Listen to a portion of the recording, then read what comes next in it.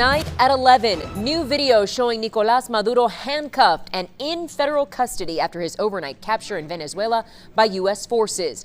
What if you woke up tomorrow and found out the United States had secretly flown into another country, cut the power, stormed military bases, and captured that country's president in the middle of the night?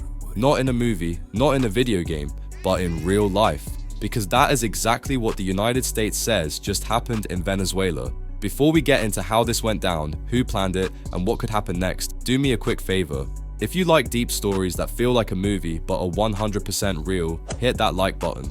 Drop a comment with your thoughts as we go, because this story is about to get wild. And if you're new here, subscribe to the channel because we break down world events in a way that actually makes sense. Now, let's get into it. Late Saturday night, news broke that US forces had captured Venezuelan President Nicolás Maduro.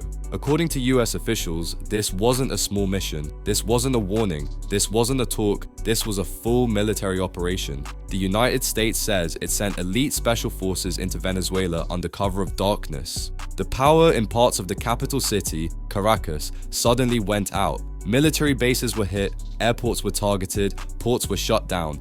And while all of that chaos was happening, US forces moved in on Maduro's location. President Donald Trump later said Maduro tried to escape into a steel safe room. He almost made it inside, but the door didn't close in time. That's when he was taken. The illegitimate dictator Maduro was the kingpin of a vast criminal network responsible for trafficking colossal amounts of deadly and illicit drugs into the United States.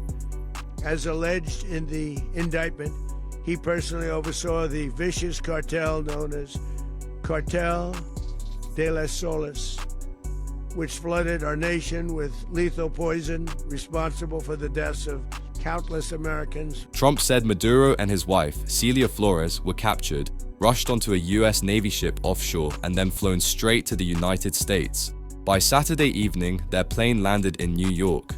Just like that, the sitting president of Venezuela was in US custody, and that's when Trump dropped the next bombshell. Standing at a press conference, Trump told the world that the United States would now run Venezuela until there was what he called a safe, proper, and judicious transition. Let that sink in. A US president publicly saying America would take control of another country. Trump said the US could not risk someone else taking power who didn't have the interests of Venezuelans in mind. He added that major US oil companies would move into Venezuela and rebuild the country's oil system. That statement alone set off alarms across the world, because Venezuela doesn't just have oil, it has the largest proven oil reserves on Earth. But here's the twist, that oil is heavy and dirty, it's hard to refine, and Venezuela's oil industry has been falling apart for years because of sanctions, corruption, and lack of maintenance. Experts say it could take years to fix. Still, Trump kept coming back to oil. Over and over, he said Venezuela's oil would pay for everything, that the US wouldn't lose money, that America would be reimbursed from the wealth in the ground. If that sounds familiar, that's because similar promises were made before the Iraq War, and we all know how that turned out. Now here's where the story gets even more complicated. Even though Maduro was taken, his government did not collapse. Venezuela's vice president, Delcy Rodriguez, went on state television just hours later. She called the capture a kidnapping. She demanded Maduro's immediate release. Quiet in the capital of Caracas just hours after the strikes, but earlier explosions rocked Venezuela, knocked out power, and sent people running outside.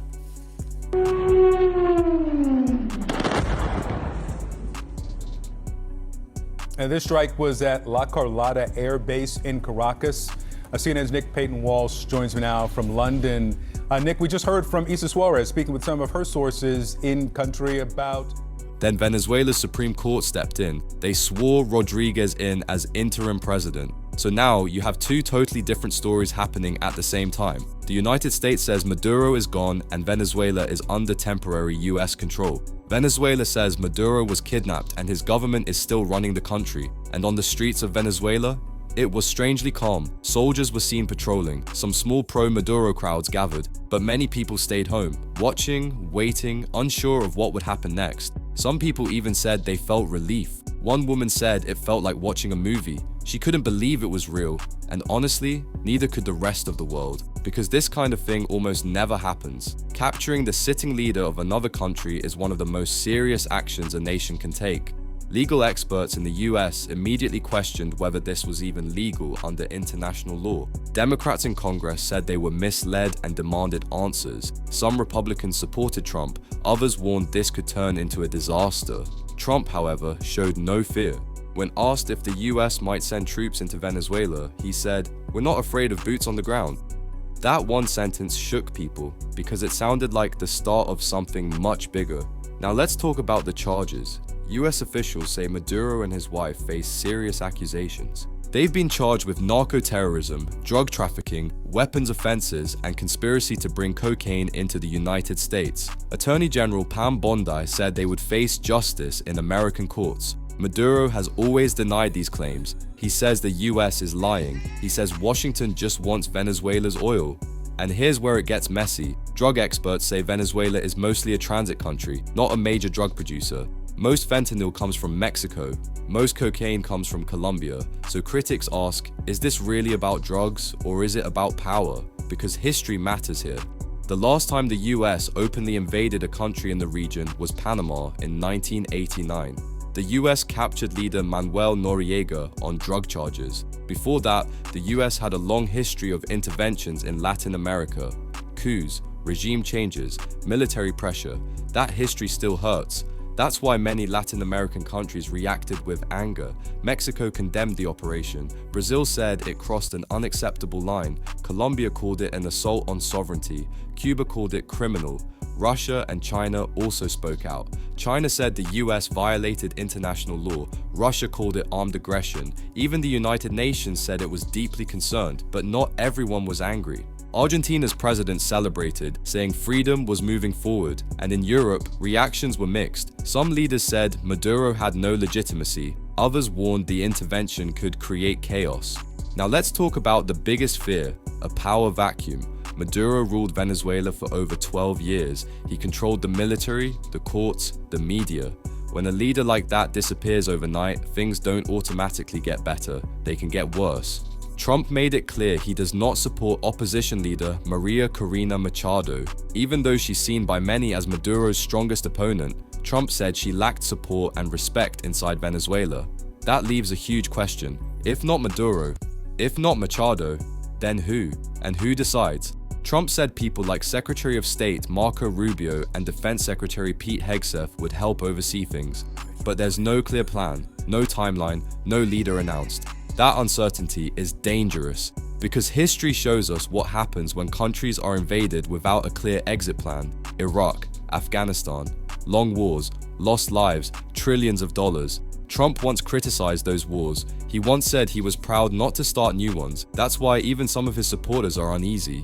Congresswoman Marjorie Taylor Greene said this was exactly what many MAGA voters thought they voted against. And here's the political risk. Back home in the US, voters care about prices, food, gas, rent, not foreign wars. With elections coming up, Democrats are already using this to attack Trump. And if things go wrong, even his base could turn on him. So what happens next? No one really knows. Trump says the US will stay until there's a proper transition. Venezuela says it will resist. The world is watching. One wrong move could spark a regional crisis, or even a global one. This story isn't over, not even close, because the capture of Maduro might just be the opening chapter, and what comes next could change Latin America, change US foreign policy, and change how the world sees American power. If you want part 2, part 3, and the full breakdown of what this could lead to, make sure you hit that subscribe button, like the video so it reaches more people, and drop a comment telling me where you stand on this, because this is history unfolding in real time, and we're just getting started.